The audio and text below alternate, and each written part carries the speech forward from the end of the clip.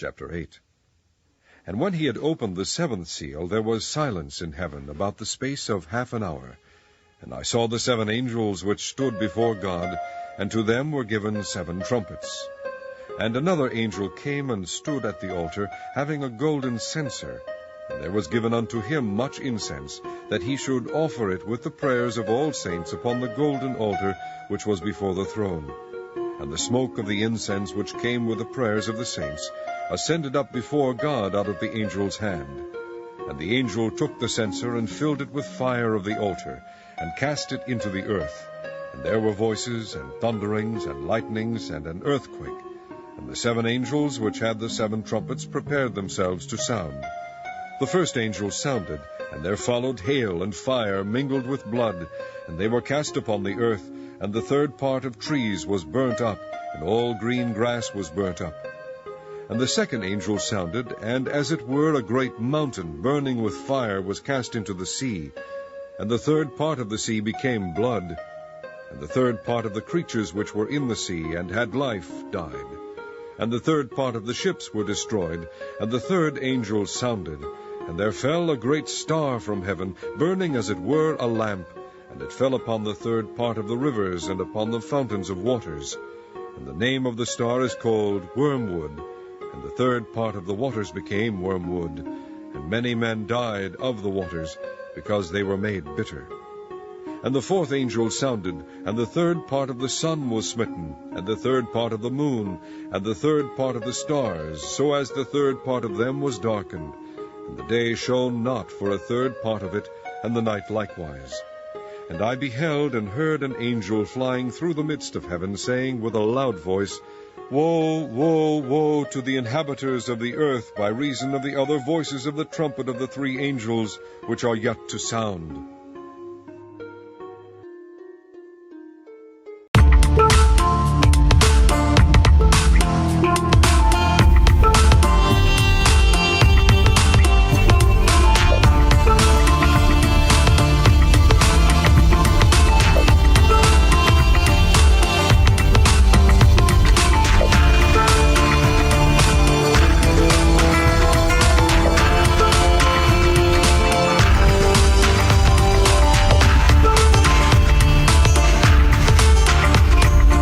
We have with us our old friend Richard. Richard's back to talk to us about NIBIRU. Hey, Dr. Paul. Hey. Yeah, NIBIRU. This is going to be an interesting one. This is the big one that can cause the end of the world. Yeah. Does that have any credibility, do you think?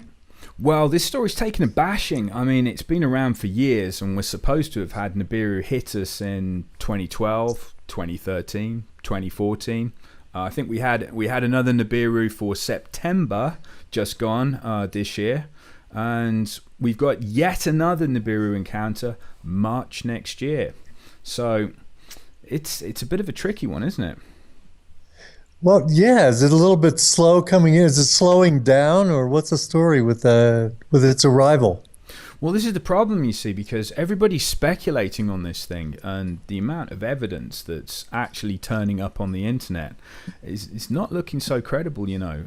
And it's interesting to do a story about NIBIRU because a lot of people just go ahead and say, it's the end of the world, we're going to get hit by this huge heavenly body that's going to come in, it's going to tear off the surface of the earth, it's going to cause untold destruction, we're going to have meteorite showers. It's the proper end times prophecy. So this is the end of the world, or rather the end of an era, because this will change everything if this thing turns up. So I thought we'd look at a little bit of the story behind it, and we'll see if we can find any credibility. How's that sound? That sounds great, Richard. In the past 30 years, speculation's grown amongst astronomers about the existence of an extra planet in our solar system. Astronomers and New Age writers have thought of different names. Astronomers called it Planet X for the 10th planet, or unknown body. New Age writers called it NIBIRU, Wormwood, the Destroyer. Now, NIBIRU comes from the New Age mythology and is the name for the abode of the main god Anu. Zecharia Sitchin interpreted the story of NIBIRU as ancient fact in his 1976 book The 12th Planet, and related it to translations of the ancient Sumerian writing. The most popular description is that Nibiru would be one of the planets circling a brown dwarf sun called Nemesis, which is part of our binary solar system and is the ancient home of the Anunnaki, Earth's fallen angels. NASA haven't ruled out that our solar system is actually binary and having a twin sun that could be less than a light year away. They do say 80% of the solar systems are binary and have twin suns, so it wouldn't be strange if we had one. The sun's described as a brown dwarf by Nibiru writers. It doesn't emit much light, it's very hard to see and can only be spotted at a distance with a high-power infrared telescope like IRAS. Accounts of Nibiru vary from smaller than the Earth to 7 times the size. Its orbit also varies depending on who you talk to, from 3,600 years to 250 years. The details are all over the place. Disinformation is everywhere. We've got false pictures, fake sightings, possible complete government cover-ups.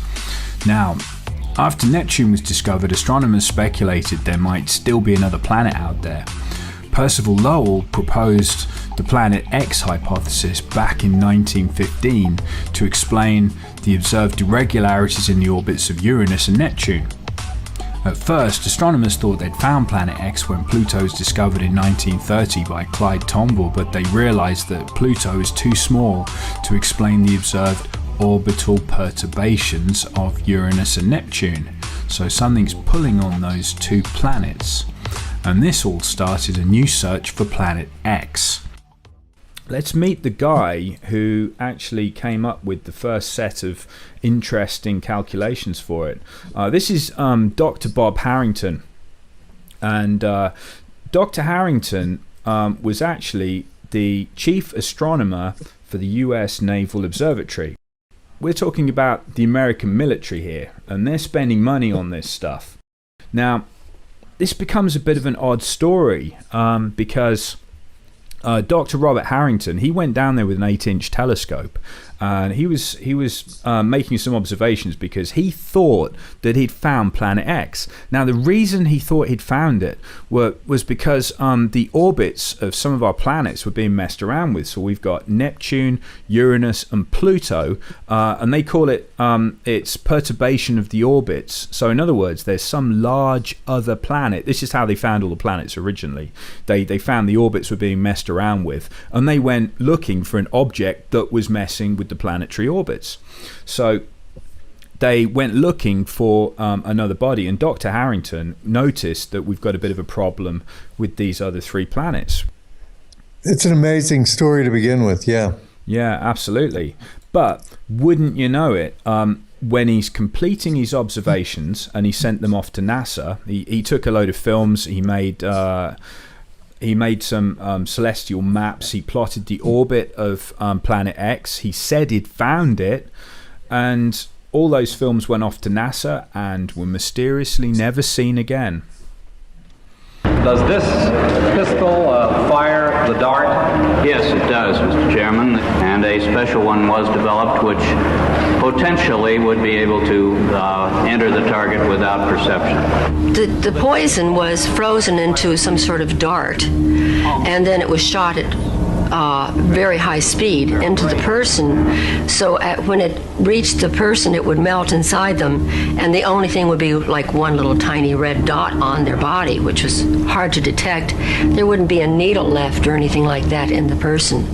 But also the toxin itself would not appear in the autopsy? Yes, so that there was no way of perceiving that the target was hit. Wow. We're really good at killing people, aren't we? We can give somebody a heart attack with a gun. Yeah, absolutely. This is scumbaggery at its best. Scumbaggery is right. We've got some of these notes actually that we can put on the website for people to have a look at, because I got all the original Dr. Harrington notes, or a report anyway, which talks about what he found. Now, so he disappears mysteriously, and then the trail sort of goes a little bit quiet. Now, I don't know if you've seen these on the internet before. Pictures. No, I've never seen that. Yeah, pictures of 2 suns. Very weird, isn't it? Very weird. Yeah, and they've had these in mainstream media, believe it or not. Not so much in the United States. This has been China and Russia have gone with these stories, talking about two suns in the sky. People are taking clear pictures of it, and it's all very real indicators that Nibiru is coming in to trash everything, and it's nearly here. Now, yeah, this is where the problems start, because I looked at this evidence, and to be fair, I'm going to debunk it, okay? And just to make it even more debunkable, I went outside into my garden and I got a camera and I pointed it at the sun. And okay, it's a camera phone, but here's the effect I get. So look at that. Can you see the extra sun? Right. Lens flare. That's exactly what a lens flare looks like. So unfortunately for us, that's a really good lens flare. Yeah, it's an impressive lens flare. One of the debunkers came out and he did this with the moon. You can actually get two moons if you point the right lens at the moon. You get a lens flare off the moon, which anyone would say, there are two moons. Oh no, there's a moon coming to kill us all tomorrow. Oh no, end of the world. Right. Yeah, and it all goes downhill. This one was taken by NASA satellite IRIS. The image is dated 21st of October 2003 and clearly shows us an image of what we think Nibiru looks like. It's the winged disc. Now, the story was about a NASA cover-up to withhold this image from the public. But when you look deeper into the image to see if it's a fake, I read the writing on the right-hand side. Now, IRIS is a solar observatory and it was launched on June 27th, 2013. 2013, that's 10 years later than the date in the picture, and IRIS only looks at our sun. It's actually called the Interface Region Imaging Spectrograph, or IRIS for short, and it observes the low level of the sun's atmosphere, which is a constantly moving area called the interface region, and it does it in better detail than we've ever had before, and it takes some pictures like this. Now, if you look at the code on it, which is 2003 UB313, that's the code given to dwarf planet Eris, which was discovered in January 2005. So this picture is showing us something which wasn't even discovered until 2 years later, and it was discovered by Palomar Observatory, which was a team led by Mike Brown. They discovered it's a trans-Neptunian object. It's 27% bigger than Pluto. It's 0.27 the mass of Earth. Its distance from the Sun is 96.4 AU, or astronomical units, which is 3 times the distance that Pluto's away. So this thing's really far away. We're only 1 AU from the Sun, and you could call this planet X because Pluto's called a planet, well, a dwarf planet. So if we're going to demote Pluto and we demote this one, it's not really planet X, but it's so far away. The best picture we have of Eris is taken by the Hubble Space Telescope, and it looks like this. So I think we can close the book on our first picture. This is a fake. It's probably photoshopped by somebody trying to scare the alternative media community. Now, this is the Google box. Now, a lot of people have said that the image behind there is actually of Nibiru and Google is censoring it. Have you heard of this? Yes, I have. Now, I happen to have a copy of the image they say is behind this black box and being censored. Look at this. That's a creepy looking image, isn't it? That's the creepiest looking planet. I mean, it's scary looking. If you look at everything else out there, looks like, calm, just another day at the office. But that thing is menacing looking. Yeah, isn't it? It's got and you see the bits coming off the edge of it. This is what a lot of people are saying is the dust trail coming off it, which is the iron-based dust trail. So this is like iron oxide, and this is one of the effects they've said of the iron oxide is when it comes swishing by our planet and we get a dose of this iron oxide trail off it. It's going to turn the rivers and the waters to blood, so it will make all the water go red. It all sounds pretty terrible, but let's take a look, shall we? Here are the coordinates for the black box, so you can put these in to Google Sky and go there yourself and have a look at it. Now, if you put these new coordinates in, you'll actually find that the image we were just talking about wasn't hidden behind the black box in the first place. Google never censored it. Now, I found out the imagery came from STSCI Digitized Sky Survey, so I went there and I pulled the original plates. These were made by POSS-2, which was a satellite. Now, decades before, they'd taken the same piece of sky with POSS-1, which we're looking at. Now, if we set these two up and we do a comparison between POSS-2 and POSS-1, we can see if anything's moving. Now, as you'll notice, NIBIRU isn't going anywhere, or I would be NIBIRU, because this isn't. So how about we take a quick trip back and we're going to look at STSCI again. Now, let's fill in the black box. So this is the data that was missing from the black box in the first place. Some people would tell you that there's nothing going on here, but who am I to believe anybody? It's best to look for yourself. So I pulled the two images and I got them together. So I've got the POSS-2 imagery, which is slightly clearer, and POSS-1, which is the blurrier older data. Now in the POSS-2, you should find that we can see more because the equipment's better. So if we look at these two images overlaid onto each other, then I invert them, we've got a problem. Now I noticed that we've got 12 stars missing and we've got one major star moving up and down in that image. So you can see over a few decades, we do have a little bit of movement. So it's not quite true when people say there's nothing happening here. However, I've got no idea exactly where those stars have gone. They're just missing, which means they've moved quite some distance in a few decades. I'll have to come back to you on that one and we'll give you an update in a future episode. Have you heard about the tunnels that people have been digging? Yes. There's a map. Look at that one. This is all over. Yeah, this is everywhere. Look at it. And it's all over the world. Yeah, it is. Yeah, it is. There's a lot of underground bases now everywhere, aren't there? Yes, there are. Now, if you've known about something for, I don't know, let's give this 40 years, something that's going to happen and it's going to affect the surface of the planet, but you have no idea where it's going to land. I mean, some people have probably dialed it in a bit better than us because, I mean, we're shooting in the dark here a little bit. So the only way we can really get any good information is by following the people who've definitely got better information than us. And that's got to be expensive, hasn't it, digging tunnels like that? Right, and they usually don't do it on behalf of the public over here. Although I have heard that in Russia and China, they are doing these massive building projects so that people can be evacuated into them. Have you seen? But not in the West. Not in the West. Not so much. They're for secret. Us. No, absolutely. No. The Swiss have all got bunkers underneath their houses, though. They're always all right. They're always ready, aren't they? The Russians have got underground bases to stash people, haven't they? They've got for the public, that is. That's right. And China supposedly have massive subway systems, that people can be taken. Well, not just that, they've got massive cities with nobody in them. That's right. You remember that?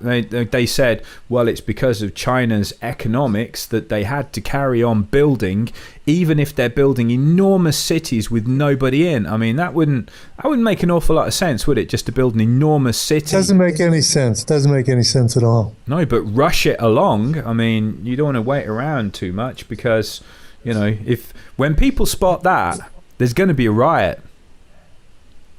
We know that much. That's right. That's right. Yeah, this is a problem, you see, because I mean, you're either going to be talking about seeing something like that, which is going to scare people enough to cause massive trouble, but it's certainly going to scare the elite into going into a bunker, isn't it? That's right. Do you remember the stories of all the FEMA trains? Right, FEMA trains to the camps with restraining devices, supposedly. Well, yeah. I mean, you don't know exactly what's going to be going through people's heads because you know all the end times prophecies. Right. Yeah, people are. I mean, don't you think that's going to be right up in people's heads when they say that's what's coming through, and we are in the end times, and by the way, we've got a load of diseases coming, and then they start reading from the Bible, and people start getting a little bit worried because It doesn't say good things, does it, in the Bible when it comes to the end times? No, you have to go through a lot of bad things, but it is a birthing. Supposedly, at the end, it turns out all right.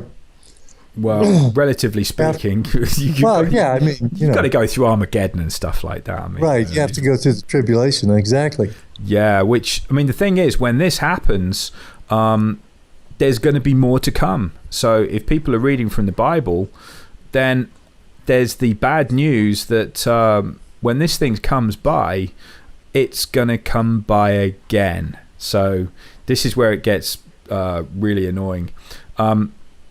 It's supposed to come back in 5 months and do it again.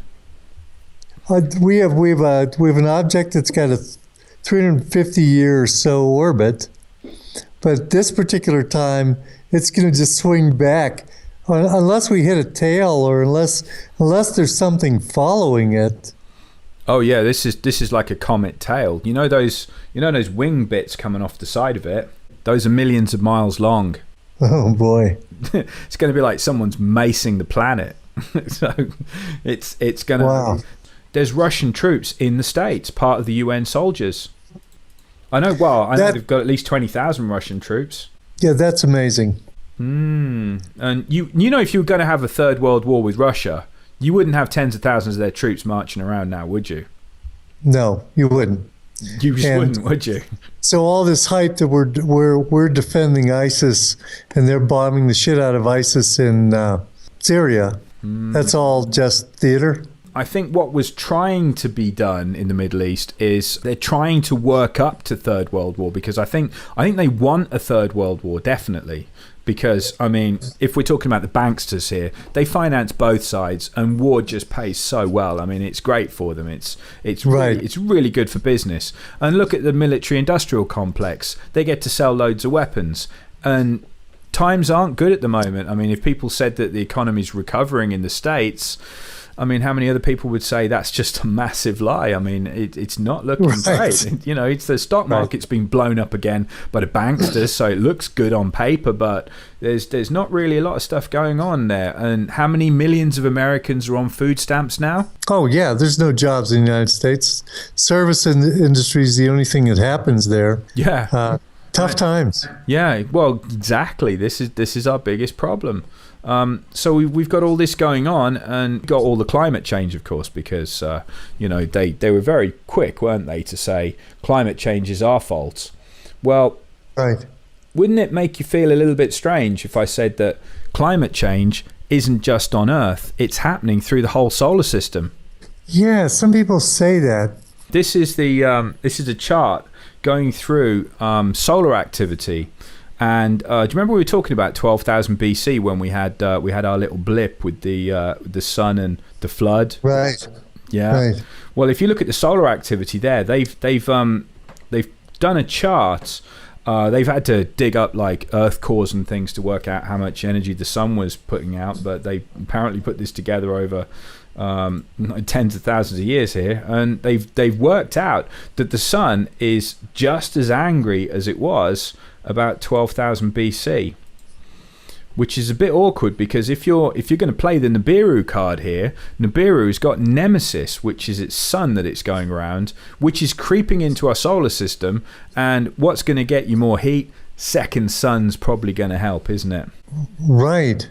Yeah, and look at that. So if that was related to the original flood, like I was saying, when it whacked Tiamat, or if it came through and knocked out Ceres and created the asteroid belt, don't know. But either way, if something big turned up, that's looking similar to the last time something really bad happened, isn't it? Yeah. So this Nibiru has its sun following it? Effectively, yeah, because what NASA will tell you is that most solar systems are actually not singular solar systems, they're binary, which means that you've got a sun and then another sun. So there's two suns, and effectively they would be known as, there'd be two solar systems, but effectively going round each other kind of thing, you know? So they interact with each other, and they're binary solar systems, and they say 80% of solar systems are like that. What do you say? Actually, 80% is definitely going towards, we could well be, couldn't we? Right. Some people say we have a dark sun.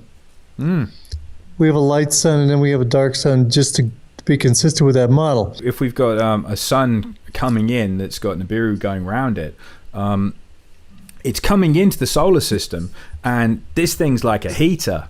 Now, look at what's happened to Venus. See the picture? Right. From 1978, right, where that map of the tunnels was coming from in the 70s, look at that, to 1999, we've got a couple of decades here, and a 2,500% increase in green light coming off Venus. That's a lot of light, isn't it, coming off it? That's enormous. Right. And then look, rapid appearance of clouds on Mars. You know, this stuff is weird, isn't it? Yeah. And ozone appearing on Mars. I mean, Right. again, I'm sort of averaging it out here, but we've got a couple of decades here. And then look, 50% erosion of ice features. So Mars has got global warming. But before that, the photograph before that was from NASA. Now, NASA has got, isn't just an innocent research facility. It's got to follow up or make way for the normal narrative of the global warming thing. Well, So it could be concocting all of these things, because it's not like NASA doesn't do that. That's what it does for a living. Well, It concocts fiction. yeah, but why would it say there's global warming on Venus? You know, they're gonna tax you for Venus's global warming. Yeah, you're right. They couldn't. That screws it, doesn't it? Yeah, because Right. you're responsible for global warming. It's your fault. It couldn't. You're exactly right. It couldn't be taxed. Yeah, but get this though, you see. I mean, I've got a telescope that will take these pictures. What you're looking at there, I can take that, and you can't hide it. I mean, if you're going on about Jupiter and what's going on with Jupiter's white ovals, look at them changing. I mean, Jupiter's got, remember that the great big spot on Jupiter? There's a lot of really weird stuff going on, saying Jupiter has gone up 18 degrees in 10 years. I mean, what would happen if that happened to us on Earth? 18 degrees in 10 years? That would be a problem. Yeah. I mean, that would be the end, wouldn't it, pretty much? And I mean, look at this. Towering storms more than 100 kilometers high. 100-kilometer high storms going through Jupiter's cloud deck for the first time. I mean, that's pretty severe. I mean, you know, that's Right. It's not good to see that happening. And then look at this. This is the cue ball. So we've got Uranus here. Now, can you spot any distinctive features on that? Nothing. Looks like a cue ball. That is a cue ball picture. Okay. Now that's 1986. Now look what happens to it. And then look, it gets hit by huge storms. And you can see, I mean, these are enormous things. And this is happening all over the place. I mean, the point they're trying to make is they've enhanced the color a little bit on that. They're not really giant red nuclear storms, you know, they've just sort of brought it up a bit so you can see them. But look, really big changes. Yeah, you know, it's absolutely right. So that's a bit of a problem. Look at that, from 1996 to 2002. It's 40% brighter. That's not that many years now, is it? No, it isn't. It's almost as if that thing's closer to what's coming in, and they're getting a lot of changes because they're nearer to it than we are. Right. You see what I mean? Because they're much further out than we are in the system. So if there is something that's out on the edge or it's coming by and it's nearer to them, it's doing some pretty horrible things to them. Because if we've got another sun, here we go. Look, 89 to 2002. Look at that. It's gone swirly. That's a scientific definition. Right. Swirly. Yeah, it is. So we've got more volcanoes going off. We're going to have there we go, economic losses. So I suppose someone could dig out the insurance files, couldn't they, and find out how many people have lost due to natural disaster or whatever. We've got horrible things happening all around the world, but I don't believe there's anything you can do to prepare for it. I don't think any normal person could really do very much. I mean, what are you going to do? Oh, we're not going to do a thing. Yeah, it's fair, isn't it? No, we're not going to do a thing. actually, compared with some other scenarios that could be playing out here, this doesn't sound like it's that bad. And when you think about world war, nuclear destruction, when you talk about the different invasion scenarios that they could be pulling off, total economic collapse, this sounds like, oh yeah, okay, this is just another one. Yeah. Well, do you know what? If you put it into the Bible, this thing's going to turn up. You'll love this. Remember your alien Messiah? Right. Well, I'm not sure if you've looked into this angle, which is definitely going to make your head spin. This is an ET spaceship, which is the New Jerusalem. Yeah. So, and they worked it out because the origin of man is a little bit fishy, and if you talk to a geneticist, a guy who's willing to talk off record, he'll tell you that if you want to say, well, man evolved from a monkey, didn't it? That's the official story, right? That's the official storyline. That's right. Well, if we evolved from monkeys, why are there still monkeys? Because surely they would have all evolved, right? Right. Nobody's evolving into anything, I've noticed. Well, in fact, we're more stupid than we were before. I mean, we've got no idea how we built the pyramids. Yeah, if anything, we're devolving. That's right. So, well, the good news for you, by the way, is you're going to have a nice ET spaceship come and get you. So we're going to have the New Jerusalem, which is going to show up. Notice the diameter where they said, my Bible knowledge is not great, but I think they were saying in the Bible that it was 1,300. I'm just reading off the screen here. You can tell I'm cheating. Right. But they said it was the same width as it was. It was the same length and width. Okay, so they worked out, this is one of the designs. Somebody else says that the New Jerusalem could be a pyramid as well, with a square base. But this could be like the snow globe kind of version of it, which would work as well. So 1325.75 miles across. So, I mean, people can look into this a little bit more, but I mean, how's one of those things going to show up? So is this pushing on the rapture? This is the other thing, because with all the deception and everything, alien Messiah, and you've got potentially the rapture, you've got alien spaceships or a giant ship coming down. Do you get on board? What are you going to do? Oh, I'm not getting on board of anything. So you got they've that. They've got the false rapture plan. That thing. That looks like that might even be on the breakaway civilization if they wanted to build something like that. If it's that big. Well, this thing's got like the edge of it's made of diamond. The idea from it came back through a structural engineer, and he said that he had a program that could work out the stress levels of materials, and then somebody just said, like, what's the hardest stuff that you could possibly use to make something? And of course, like, the idea was said by somebody else. I think the story went, there was a girl in the room or something, she said, well, diamond's pretty hard, and look at that, because they say it's as clear as glass. Diamond's pretty solid stuff, and we can make diamonds. That's not a problem. We can do that. You'd have to be some kind of much more advanced civilization to be making 1,325 miles worth of diamond.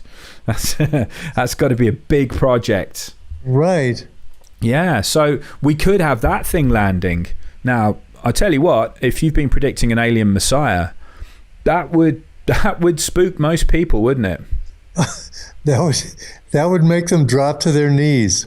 Yeah, you bet it would. Yeah, that definitely would. That would be a massive incentive, wouldn't it, to go with the guy who's controlling that thing?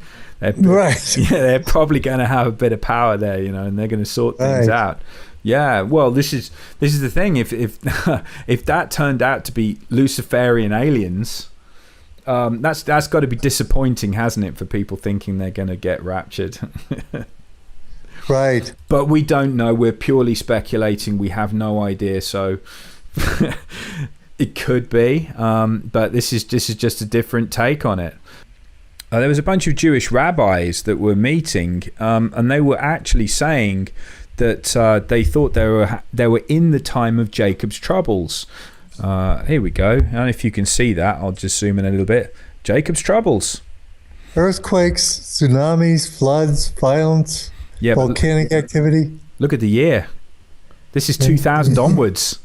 Right. Yeah, this is like recent. Right. We've gotten through some of it. We have, and we've got World War III potentially starting. I mean, this is what some people in the military have said, haven't they? That in fact, World War III is going on, but it's a stealth war, isn't it? Everyone's got sneaky fighters, but is it really a world war? Are there enough nations involved to call it a world war? Right. I was listening to Alex Jones a couple of weeks ago, and he says that the Pentagon says that World War III is over and we're in World War IV. Yeah, I'm not According sure. to the Pentagon. Okay, so this says over to the right here, 2015, and then all of a sudden you have to be aware when Here comes the when bad the news. timeline turns red. Yeah. You have to know. Now this is September, so we go into the red zone in September. Then, so this is what a lot of people were getting spooked by, thinking it's going to happen now. It's going to happen now. September is the time. But I mean, you can't help but have a natural reaction that when it doesn't happen in September, all of this has gone away and none of it's going to happen. Yeah, and you go, oh, thank God, it's all gone. There aren't really any FEMA camps or anything, and all the tunnels fell in. Right. We're all It's all gone. It's all gone. it's all just fear mongering, and we can all just go back to what we were doing. Yeah, go back to work. Yeah, it's all relax again. That's it. It's fine. That's right. Yeah, I mean, this is the problem, you see, because the twist that I'm going through in my mind is that all of this is a much slower arcing timeline. I mean, look at the years rolling by here on this. I'm looking at the 5 months, 150 days in the wilderness under his protection. That's right. Yeah. So this is the second coming stuff. So this is Jesus Mark II, or potentially Jesus's brother, could be. So Jesus might not return. It might be his brother, because Jesus was the first vessel. So there's been a bit of speculation on that one. And it's going to be a whole different thing, because this guy potentially is going to be doing some damage. So this isn't pacifist Jesus. This is going to be, well, let's just call him Christ anyway. So Christ's return. That'll be a good catch-all one. So we go into the red zone, and he should be back. So for people predicting second coming, I mean, this is it. This is the time. So this is as far as history goes, it's like going to Vegas, isn't it? This is really the interesting bit. Well, it looks like according to this, he returns in 2016 around maybe March, maybe April. Could be. Is that what it looks like to you? I mean, yeah, people have had all of these kind of dates floating around, and let's call these loose dates, okay? Because you know how some of these predictions go horribly wrong. Usually, always go wrong. Right. But we know for a fact something's brewing. We can't nail it on this, but this is the end times view of it. So if we were in the end times, which much of the stuff on the internet is declaring, this would be the hot zone here. So we'll have a quick look through it, because this is the bit where it says, I'm not sure if it says it on this, but it says, no man will know the time of day, because when we get the meteor showers, potentially a sunrise will become sunset, because it will tilt the earth. That'll be tricky. Wow. So you won't even know what time of day it is, because it will just throw everything out. So Joshua's long day, where he had an extra 12 hours, let's say that happens again. But remember, the solar activity is great flood levels, so could be worse, could be more than 12 hours. But either way, it's saying that whatever happens in this, I mean, this is, again, it's pretty much speculation. I mean, but right. if we're going to say no man will know the time of day, the twist is that relating the Bible stuff to the NIBIRU story, that if it comes in and does all that, that will fulfill prophecy. And that will be absolutely true, because if the time's been thrown off, if you got up in the morning and it's suddenly nighttime again, I mean, you're going to be lost, aren't you? So you won't know the true time of day. So, I mean, going through all of this stuff, this is what Gil Broussard's done. He's ticked off loads of these boxes, and he said, well, okay, if you are going to be in the end times and you are going to start ticking boxes and saying this is what it all means, look at that. Great Tribulation right there, 3.5 years.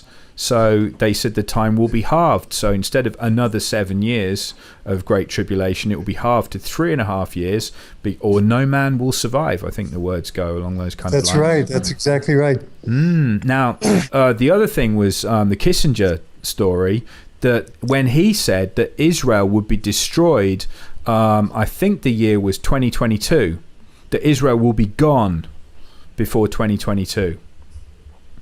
And that'd be interesting on this, because there's some quite unpleasant stuff just slightly before 2022. Notice Armageddon.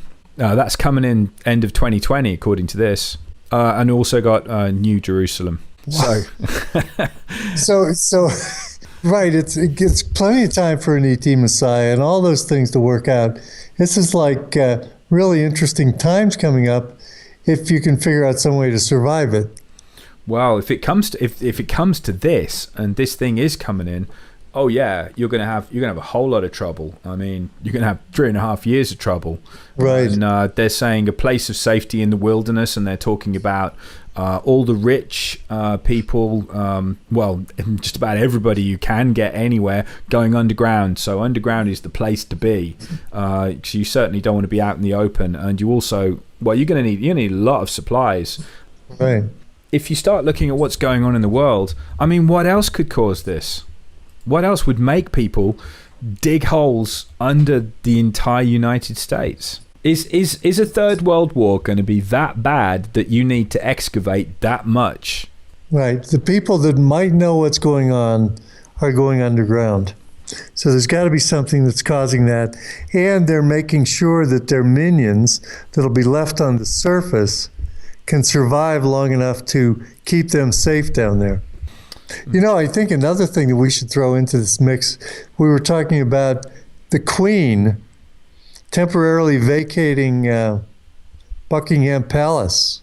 That's right. And when she's choosing to do that, when she's leaving in March and she's coming back in the fall or something. I think it was. I think it's the end of this year. Actually, they've said Buckingham Palace needs to have renovation work, and the Queen just can't be there. And I think it will get her out of there through this time period, definitely. I mean, it's all a bit awkward. And I heard that she'd got some land in Colorado, Denver, Colorado. And if that's true, that's where the government suddenly moved to. Because did you know the government moved off the East Coast?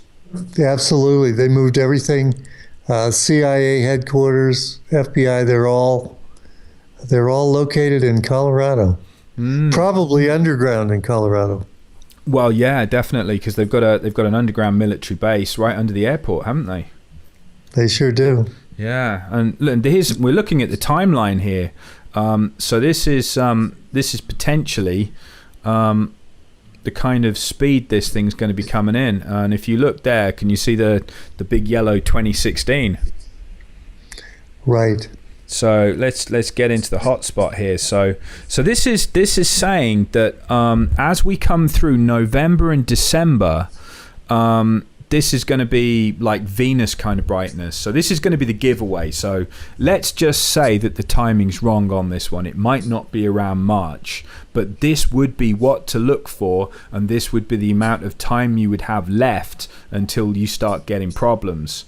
So if you say that we've got an equal brightness to Venus, I think that's safe to say amateur astronomers are going to start getting it, aren't they?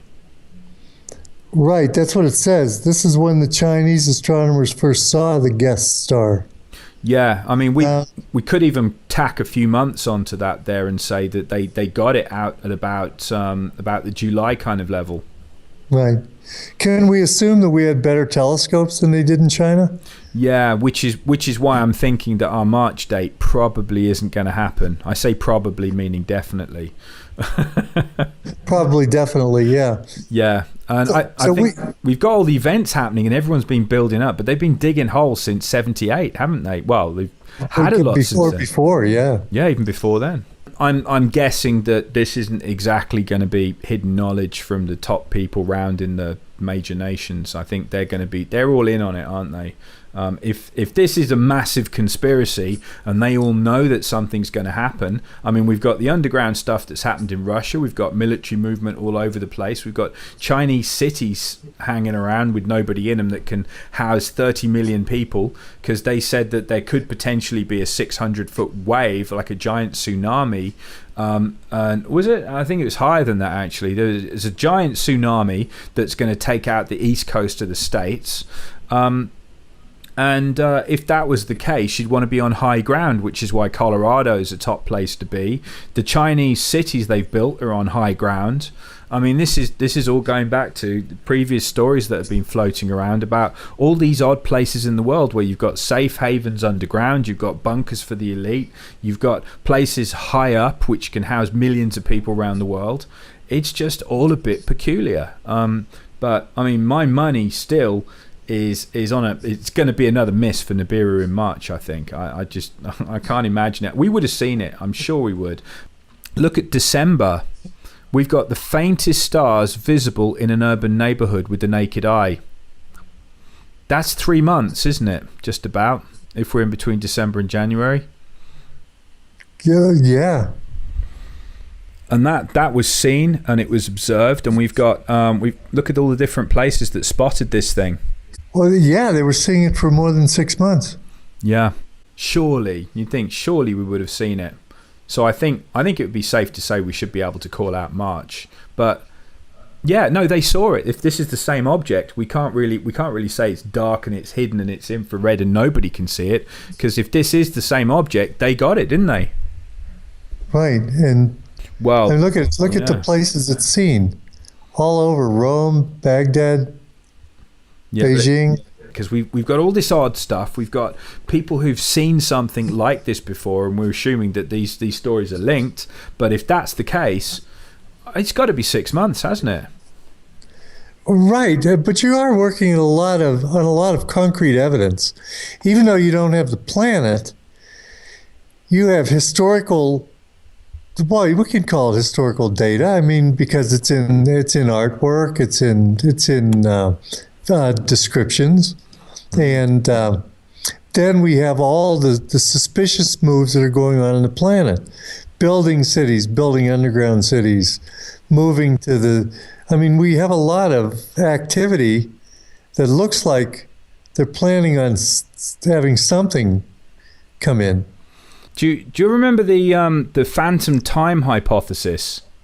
No, I don't remember that one, Rich. Well, this would be interesting. Well, they said this picture has got nothing to do with phantom time, but I thought it'd be interesting to put on anyway, because it is the Mayan calendar. Do you remember the 2012 end of everything? Right. Yeah, that was a face palm, wasn't it? It's the end of the world. Oh no, it's terrible. Well, get this. In between, there's a hypothesis going around between the years 600 and 900 AD that those 300 years are actually missing, that somebody messed with the calendars and threw us forward because an emperor just wanted to live later. There was some weird story behind it, I can't remember, but you should go and look it up. There is a phantom time hypothesis, and people have spent quite some time on this and saying that the Dark Ages, actually, history was fabricated and they didn't really happen. Now, that'd be a real problem, because that would mean we haven't got to the end of the Mayan calendar yet. It's not 2012. We're in the year 1700 and something. Right. Well, a while back, when during the fall, I think I've told you this before, during the fall of the Soviet Union, the teachers were told absolutely what they had to teach. But after the fall of the Soviet Union in Russia, they decided to only teach what was real. And so they hired a group of mathematicians and scholars, and they wrote a series of books called History, Fiction, or Science, which I got the first volume. And it's amazing. They go through one thing after another. And one of the things was this Gregorian calendar. They claim through their research, and what they did is they took different documents, and documents back then would have different astrological placements on them. So they could date these documents precisely and not use the date that was on the document, if you know what I mean. So, and also paintings, different things that were depicted in paintings, and they could more accurately get a timeline. Well, they discovered, they say definitively that if Jesus came, he came only 1,000 years ago, and that Judaism started 200 years before that, and that the Mayan, the Gregorian calendar set everything up, created the Middle Ages, created all these different things that we call history. And also, when Pope Gregory was there, they had access to the Mayan calendar, so they could reset the Mayan calendar to coincide with whatever dates they were creating now. So the whole thing absolutely could be a hoax. Our whole history, the way we know it, could be fabricated to create the end time scenario to serve the purpose of whoever's purpose it's serving. Well, what do you think? Yeah, well, there was a story as well, talking about the 300 years. If that was true, and we'd lost 300 years, there was a story of a guy who... It was a bit of an out-of-body experience, like an Edgar Casey almost, because he predicted the future. But this guy actually traveled to his reincarnated self in the year 3900. And he had all of history explained to him. And the end times, according to his account, happened 300 years from now. So this was the year 2300. And if anyone's still alive or listening to this or still cares in 100 years' time, apparently we'll land on Mars in the year 2200. So the end times come in the year 2300, when population of the Earth has got so high, because it doesn't look like it's going to stop growing, does it? And we're gonna hit the limit where we have food shortages, and these are the end time prophecies coming in saying there's going to be a problem with food and everything's going to go wrong. We're going to get the war coming and everything, and this was described to this guy as the year 2300 or thereabouts. So I can't remember the exact dates, but it's about 300 years away. I don't care because I won't be there for it unless I'm... Well, 300 years away, that would coincide with the next returning. Well, look at this. This is the Mayan calendar. Do you see those things all around the edge? Yeah. Do you remember the original, the paintings that we saw, which looked a bit like that? Yeah, look at that. Yeah. Look at that. That's amazing. Now that's creepy, isn't it? Because if that's showing every time it's come round, this is irregular, isn't it? Right. Yeah, the Mayans have got this in a few times. So if this is coming round, and look at the top one, I mean, there's something meaner at the top. So I don't know. If we've got 300 missing years and it throws this back to 2300, maybe the 2012 stuff was all just to blow it off, because in 300 years, are you going to be looking back at the Mayan calendar? I mean, that's ancient history, and it never happened, did it? No, it didn't. No, the Mayan calendar was a huge miss. It wasn't the end of the world. I mean, it could have just said it's the end of an era and there'll be a new era. But if we're all running out because all our calendars are wrong, I mean, that just throws everything out, doesn't it? I mean, even trying to correlate in history, it's tricky.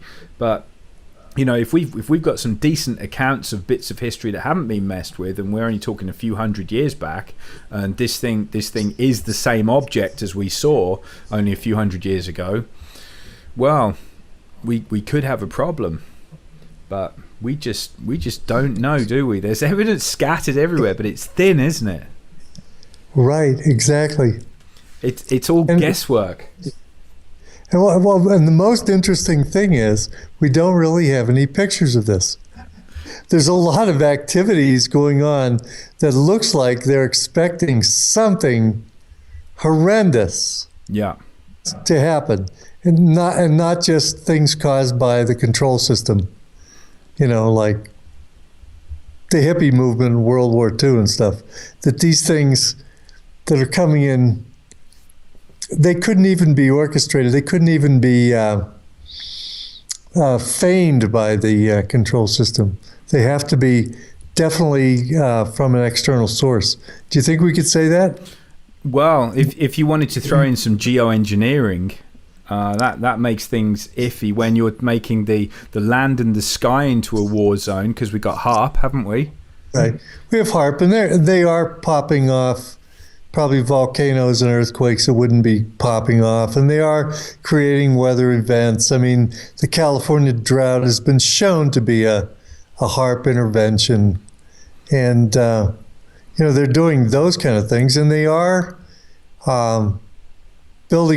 are the ones that are building the underground bases. Yeah, and if you were planning a HARP war with other nations that have the same technology, you know who's going to suffer the most. It's going to be people on top side, isn't it? Right. But I don't think we can take this story and we can throw it away and we can say, well, it didn't happen in 2003, I think was one of the times it was meant to happen. It just keeps coming back. The NIBIRU story is always there, and people are like, nah, this is pure fabrication. This is made up crap. It's just not going to happen. And at the moment, I can't say that I've seen anything that would mean that it is going to happen. We've been told it's behind the sun, it's hiding somewhere, there's always some kind of reason why we can't see it. But when it does pop up, I think at the very least we'll have 40 days notice on it. But I think this is one of those stories that you can kind of tuck away in your top drawer and just go, It's not going to kill me, but I'm not going to entirely bin this story, because there's some strange stuff going on, and people have seen something that looks awful like this before. Even if it isn't Planet X, there's something swinging around every 350 years that's causing a lot of trouble, and we're about due for another one. Maybe not this year, maybe not next year, but there's something out there, and I think it would be a good idea to keep an eye out for it, don't you? Yeah, I think that's a good way to put it. That's a good way to frame it.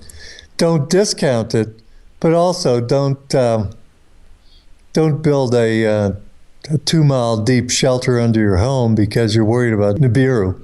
Yeah, just get good at stealing other people's bunkers, because something's right. going down and you can't afford what they've got. That's right. And when you superimpose the Bible prophecies on top. Now, the Bible prophecies, granted, there's a lot of latitude, a lot of ways to interpret those, but they do seem to fit pretty nicely over this return of NIBIRU. I think that's another thing it's safe to say, that there are bad things happening, and it's bound to get worse unless more and more of us wake up and realize that a lot of it's being done to us by people who have technology that it's even beyond our conceptualization. There's probably a lot we could do if we were all awake and aware of what's being done to us now. Yeah, I think whatever it is that's going to happen, I think the way that we're going to survive is certainly together. And I think if you're on your own, you're not going to make it, whatever's going to happen. Right. I think that's really a great way to end our discussion, Richard. We're going to have a lot better chance of making it if we're awake and we're together and not waking up to what's going on. Well, thank you very much, Richard. This has been more than fascinating. I've sat here for as long as we were talking with my mouth half open because I've been amazed. And thank you very much for spending time with us. Always good to be here. Well, I'll say one thing. Richard always takes us on a wild ride. I mean, this one included NIBIRU, New Jerusalem, World War III, and he even got into Bible prophecies. But to summarize, what did we really learn? Well, we know that we could find this new planet, Eris. And it's not really a planet, it's kind of a dwarf planet X. But we couldn't find NIBIRU. Can't find any evidence of it or its sun, Nemesis. No professional or amateur astronomers have any pictures at all. What about the Anunnaki? they came from Nibiru, right? Well, I don't think anybody ever said that they came from Nibiru. We were just kind of connecting those together. All we know is they came from the sky. They came from heavens. They might be the fallen angels. Who knows? And so what about the prophetic end of the world? And the New Jerusalem? Is it going to be on a spaceship? Is the New Jerusalem the city that we're all seeing over China now? What's going on here? You know, probably the best evidence we have to try to figure out what's going on here is actually no evidence that fits together unless you look at a big, broad picture. I mean, you've got Dr. Harrington, who came forward and did all this research and all of a sudden was summarily done away with. And now there's astronomers in Paris that are being killed. I mean, you have to look at what the elite are doing now. They're building underground bases that we know about. We know that they're going to high ground. We know that they're all consolidating their food banks. You know, all these things fit together. And what about the murals in the Denver airport predicting the end of the world, some cataclysmic thing from the sky that might come in? Who knows? And then there's the changes that are taking place all through the solar system, including heating up. And if you look around the planet, maybe geoengineering, but there are major increase in volcanoes and plate tectonics activity like earthquakes happening all over the world. And they're still looking for something out there. And they're building in Chile a huge telescope called the Large Synoptic Survey Telescope. And it's on a mountain in Chile to look for whatever it is they know is out there and they think is coming.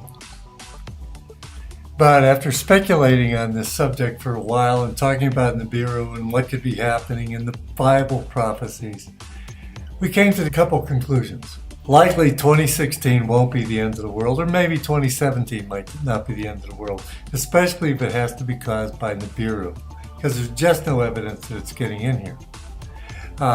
Number two, we might not be able to control what's in the outside world or what the galaxies or the universe or whatever out there is coming to get us. But we can control our situation here on Earth. And the way we control the situation here on Earth is by waking up to what's going on, by waking up and finding out who our enemy is and how we can protect ourselves and create a nice foundation for human beings to go forward in the future.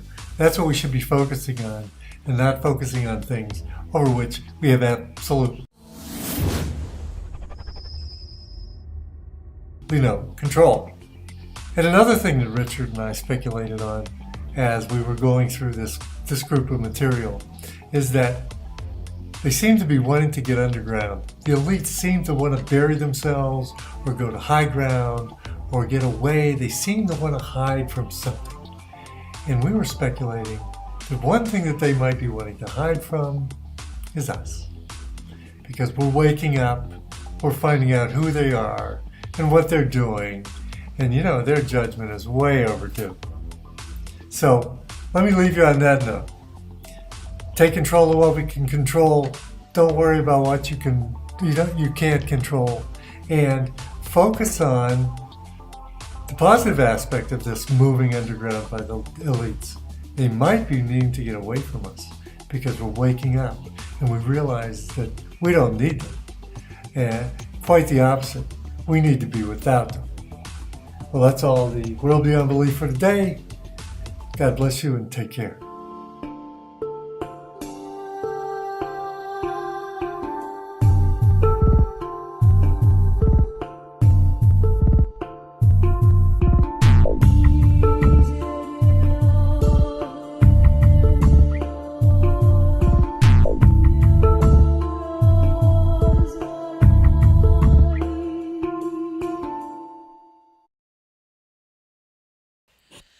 Hello YouTube newsletter subscribers, this is Terrell from Terrell3.com, and I received an interesting email and I want to make a video response to it.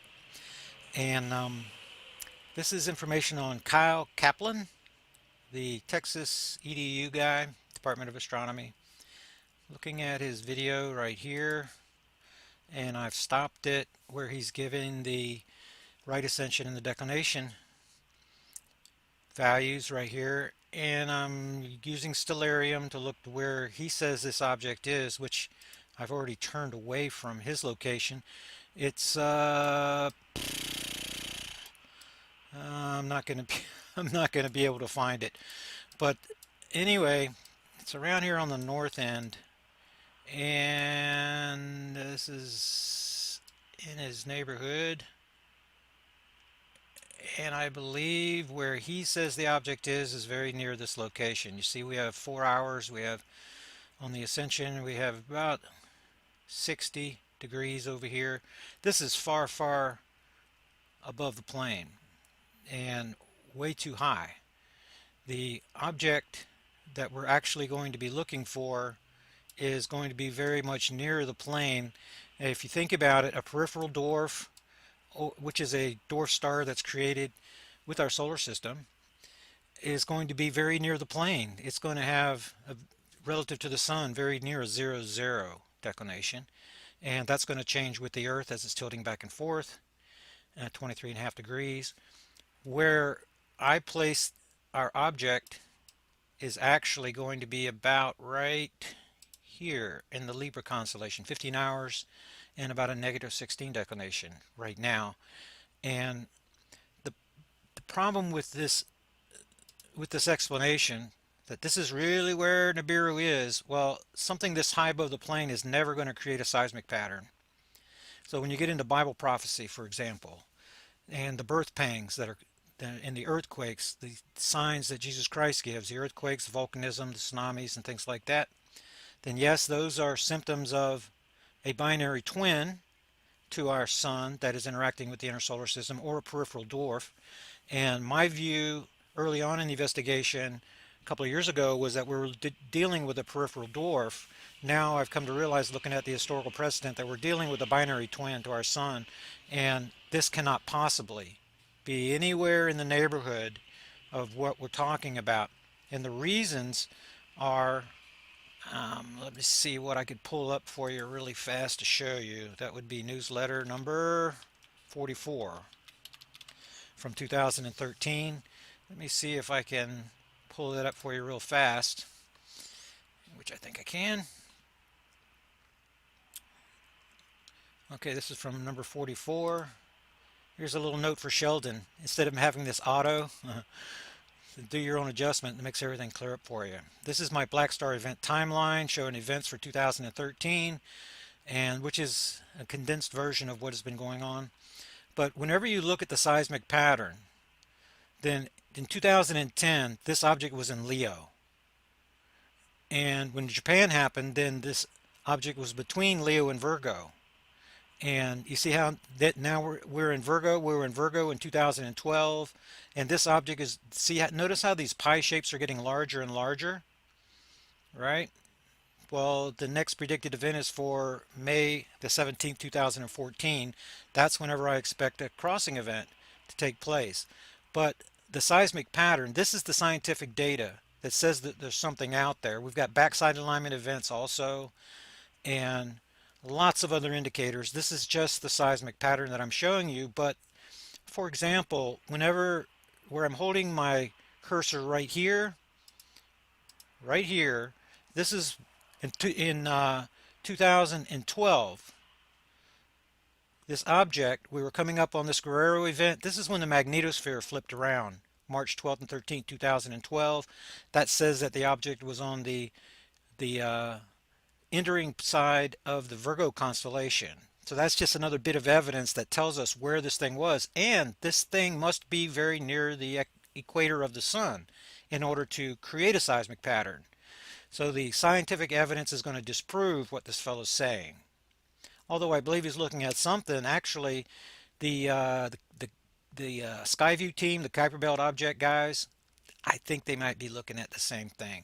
Another problem that I have is this fellow's apparently not using infrared or anything else. He's showing all these different, these objects out in space. That could be anything. And Don, the astronomer that I'm working with, he has his own observatory. He's been looking at the area of space where this guy's at, which the observation window is not open now. We are just now making the 90-degree angle to be able to open up the observation window into where I'm trying to look in the Libra constellation. So nobody can go out there with a telescope and look at it right now, not a ground-based telescope. That opportunity is opening up for us soon, but it's just not there yet. But whenever it is, we're going to be looking at it with infrared equipment, and we're not going to be able to see it. We haven't been able to see it on previous orbit cycles. The use of astronomers and telescopes, it depends so much on the technology. We're dealing with an anomalous object that you can't see, which is the reason I'm having to track it through the Earth changes, magnetic pole migration, through the mass animal deaths, when they're happening, when's the seismic low in the indicator quakes. That's going to be 90-degree angle from, let me get back over here to this newsletter. You see, when you draw a 90-degree line from these are alignments. This is what's happening on the alignment. Notice the colors. So if I have an alignment in green on the front side, that bends around because we have to add days because this object is moving faster and faster left in the orbit diagram from our perspective. Okay, but when I draw 90-degree lines out, I'm finding outside orbit position. In other words, where Earth comes into alignment on the backside, and then a little over 90 days later, we're going to outside orbit position representing the seismic low. So that is clearly identifiable, very predictable. We're coming to the seismic low right now around February the 1st. Okay, so now the uptick period begins and we start this whole cycle again. And rather than Iran on 4/9 last year, we're going to be adding more than a month. Where back here, whenever in 2010, I was only having to add 11 days to find my next event. This Japan event I predicted for 3/15 happened on 3/11. I was a little bit off, but my estimates are getting closer and closer now. I'm understanding more and more about what's happening here.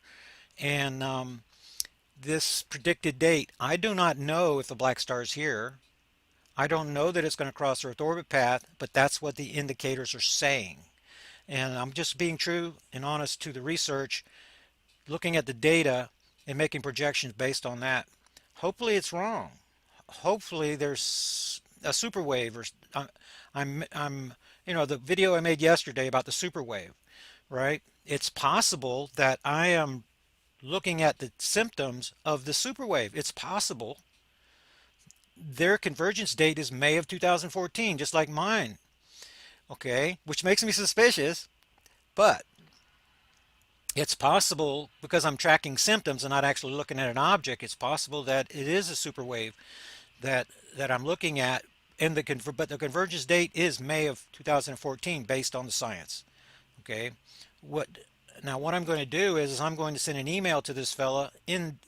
See, this is one of my newsletter subscribers, Mark, and he's giving me the information here on the email address so I can actually write the fella, and I'm going to share my information with him. Not that he can use his telescope because the observation window is not open yet, but what I would want to do is share the information on the seismic pattern and other things, and then give him a general location of where the seismic pattern is actually coming from, where the distortion is coming from, because it is definitely not.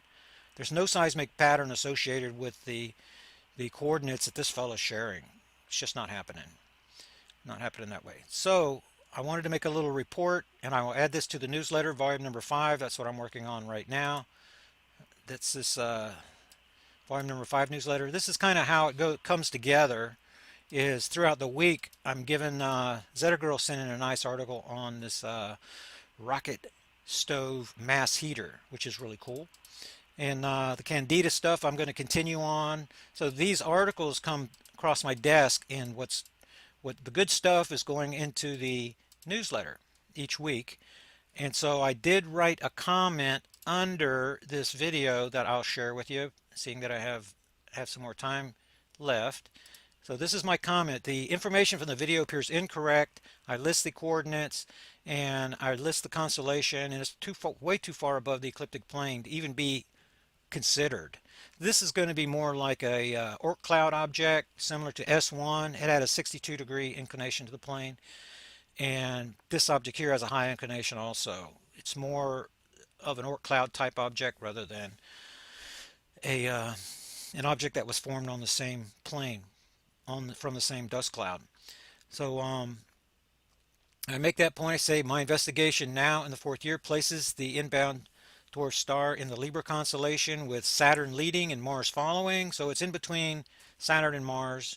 And I give the coordinates 15 hours, 7 minutes, and about 15 degrees. I'm sorry, about negative 16 degrees below the celestial plane. Remember, the celestial plane is diving back and forth at 23.5 degrees, while the ecliptic plane of the sun is in relation and relatively is flat. So that the black star, the declination to the sun, is not going to change like it does on the Earth because we're tipping back and forth. So I give the evidence that this object, or the conclusion from the evidence that this object moved through the Leo beginning in 2008, 2011, transitioned over to Virgo, and it's now accelerating. It's now in the Libra constellation. Remember that NIBIRU means planet of crossing. And what I'm looking at is apparently a crossing event, May of 2014, the third week in May, actually. And yeah, and I give the notion that I state that the notion of the astronomer's object is in the outer boundary of the solar system now and will come into near proximity to the Earth in August. That's physically impossible. We're talking about an object that is beyond 50 astronomical units. It's beyond the Kuiper Belt.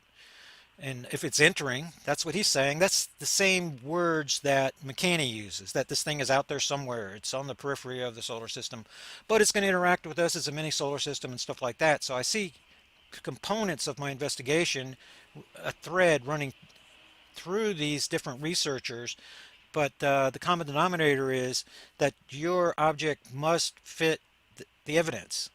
And this is just like a murder mystery that we're tracking down a suspect, and there's evidence, and the evidence points in a direction, and that direction right now is in the Libra constellation. Out of 88 constellations, it's in the Libra constellation. That is a guarantee. Now, this thing can only move so far left in the orbit diagram before it crosses Earth orbit path if it's a crossing object, if it's going to cross Earth orbit path. Once we get beyond July the 7th, then the Earth moves around in orbit so far that it's impossible for the object to cross Earth orbit path. It would cross beyond Earth orbit path. It would cross Mars orbit path still, but not Earth orbit path. So we're looking at a date of a crossing that is, in my view, before June and in late May. That's whenever, that's what I'm afraid of. But remember, we're dealing with an anomalous object. It's possible that I'm missing something. It's possible. And so I'm leaving the door open. I'm just warning people that this is what the science is saying to me right now. And if somebody can send me something to the contrary, then I'm happy to look at it and to make revisions. There's nothing written in stone here. One of the reasons that my book hasn't been written is because I can't draw definitive conclusions yet. And if hindsight is required to draw those conclusions, the book is never going to be written. So I'm having to warn you guys through these newsletter updates and things like that why I'm gathering the data for my next book. And you see what I mean? So I'm stuck in between a rock and a hard place. So anyway, I'll share all the information down below and give you guys the opportunity to write this fella too. And I'm interested to see what he says when he comes back, because this seems to be a tongue-in-cheek deal. It seems to be a little bit too scripted, a little bit too much humor, a little bit, you know, it just seems a little bit cockeyed to me, to be real. But you know, they're sharing the same conclusion that I am, that Nibiru, Planet X, Hercolobus thingy from history is coming around again for another Earth encounter. And so that's pretty much my update. And I will add this to the newsletter, this video with the others, and I will see you guys on the next video. Talk to you later.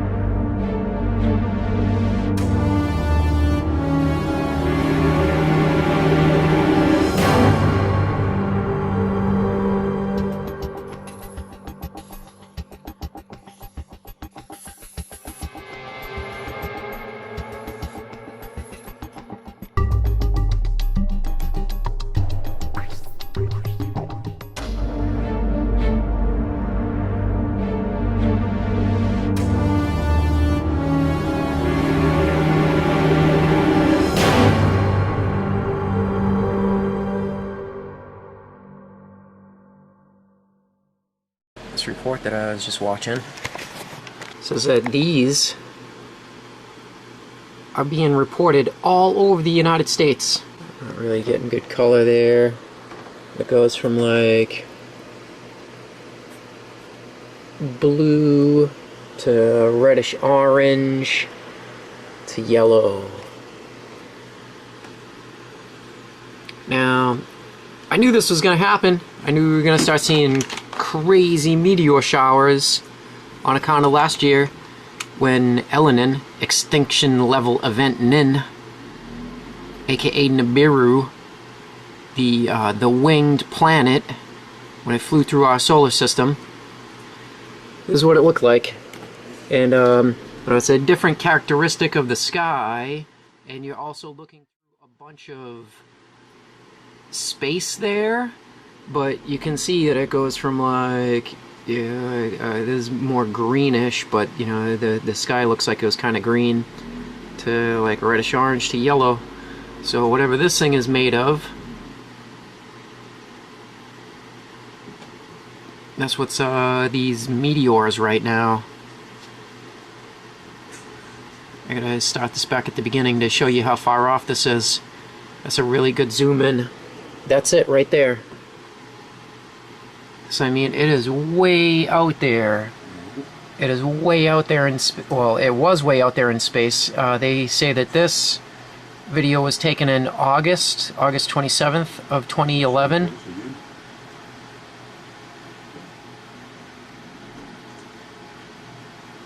That's that same thing, exactly the same.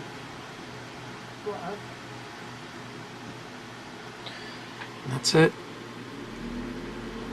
So, I don't know, the Earth is going around the sun like this, right? And this was way out there in space in August. And you know, these fireballs, they're apparently kicking off. Whatever this thing is made of is just, you know, whatever it's made of is just flying, being kicked out into space. And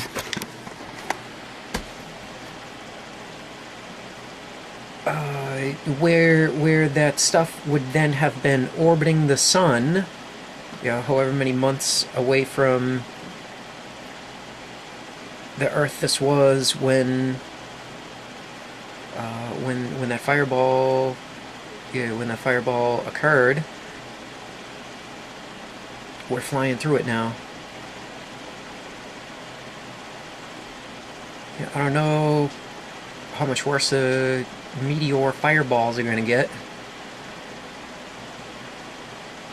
The report that put me onto this, though, he didn't just say that they were fireballs, these things. This is the report right here from Idaho Picker. Fireball reports coming in from across the nation. And he says he saw one of these himself. Personally, he saw one of these in the sky. This isn't the picture that he took. This is a picture somebody else took. But he says that this is exactly what he saw. He reports also, though, that there have been 11 explosions in Louisiana just in the past day. And I was out there searching the internet trying to find the explosions in Louisiana, but I couldn't find them. I don't know, you know, obviously, you know, with the media being in control of 3 corporations, you know, that they're, you know, this is the type of stuff that they black out, you know, when it is that, you know, they're hoping people are going to get murdered by it, you know, so nobody will do, you know, what's necessary to survive it. But yeah, I don't know, just more crazy times we're living in. NIBIRU fireballs falling from the sky.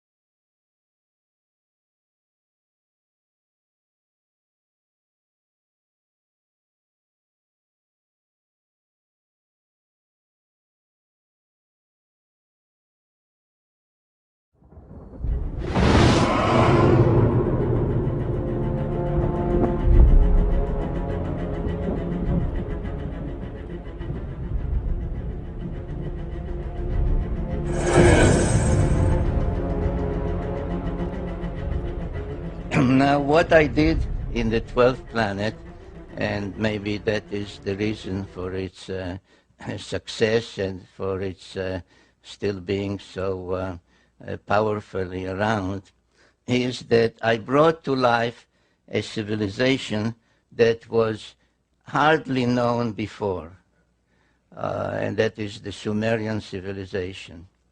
So I brought to life the Sumerian civilization, which was really a most amazing civilization. It blossomed out in what is now southern Iraq. So about 6,000 years ago, an incredible civilization appeared there, and all those that deal with it use such words as suddenly, unexpectedly, out of nowhere, because there was no gradual or any kind of precedential civilization that you had this and this and this, and this was a higher level, a higher stage. Suddenly, from what we may call primitive, though they were not primitive people, but they were farmers, hunters, etc. But suddenly there appeared cities, high-rise buildings, societal organization, kings, priests, codes of law, literature, art, music, musical instruments, all of that within a very short period, appeared about 6,000 years ago. But I want to mention tonight at least three of their firsts. One is writing. And they developed a writing system called cuneiform, where the scribe using a stylus would make wedge-like symbols or indentations in wet clay, which when it dried would become a permanent record. But let's say that this is a clay tablet, and I once held up a copy of my book, not this one, this is a DVD, and I said, which one of the two do you think would last another 1,000 years? The printed book or the clay tablet? And the answer is the clay tablet.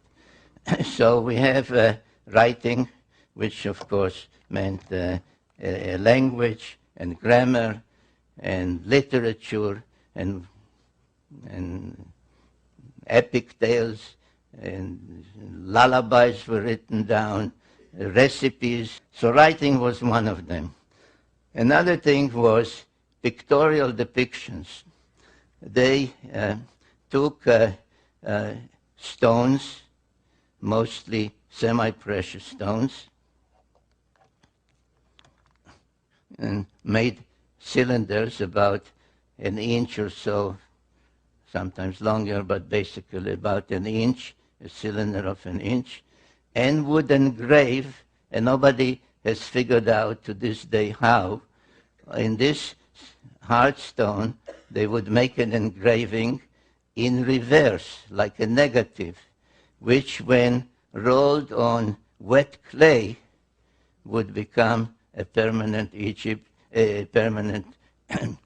depiction, the way we say print our presses, the rotary presses now, the newspapers. And the third thing that I would like to mention and stress this evening was the high-rise buildings.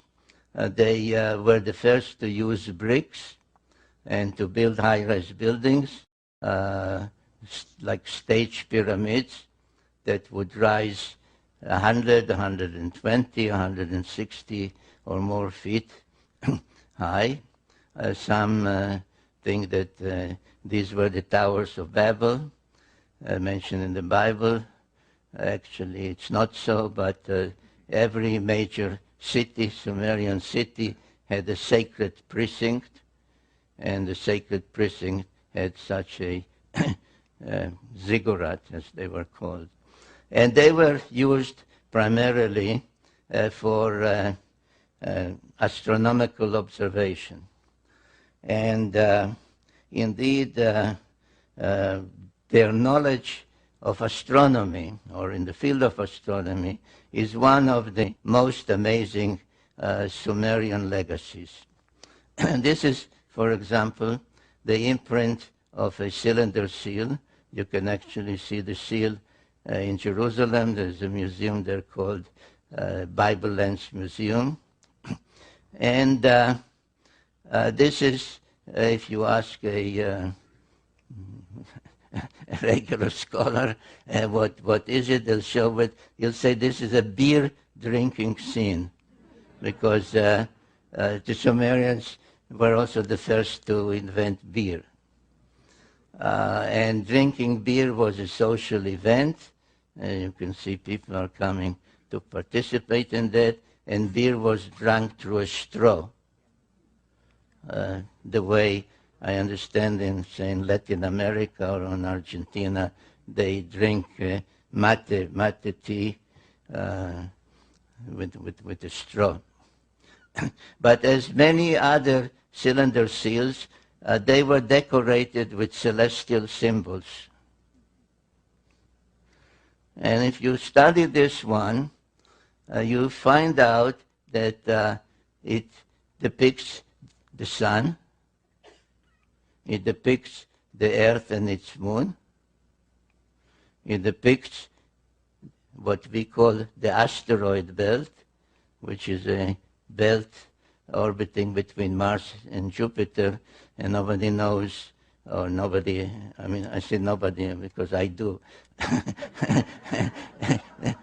Others claim they don't know how it came about. It's the remains of some planet that was destroyed, exploded, except that if a planet explodes, the pieces fly in all directions, and in this case, they orbit like a belt between Mars and Jupiter. So you also have Mars and Jupiter. Here's Jupiter. You have the asteroid belt, which we have discovered only in modern times. And beyond Jupiter, you have Saturn and its rings, which we did not know about until the invention of the telescope. Now, this cylinder seal is from about 2000 BC, from 4,000 years ago. So this is an example of the amazing Sumerian knowledge in astronomy. But there is even one more amazing cylinder seal, which caused quite an uproar at the museum where it's kept. It's in a museum in Berlin at the time when I came across its existence. It was East Berlin, but they cooperated with me. They sent me a photograph. And if you ask scholars what is the scene depicted, they say, well, this is the god of agriculture granting the plow, a primitive plow, to mankind. A representative of mankind is introduced by a lesser god to the main god who grants the plow. And just as an aside, I'll say, so you tell those same scholars at the museum or in any of their scientific magazines, say, so there was a god of agriculture and that's how you look. They say, no, that's a mythological scene. That's just mythology. But whatever it is, there is an interesting celestial depiction on this one. And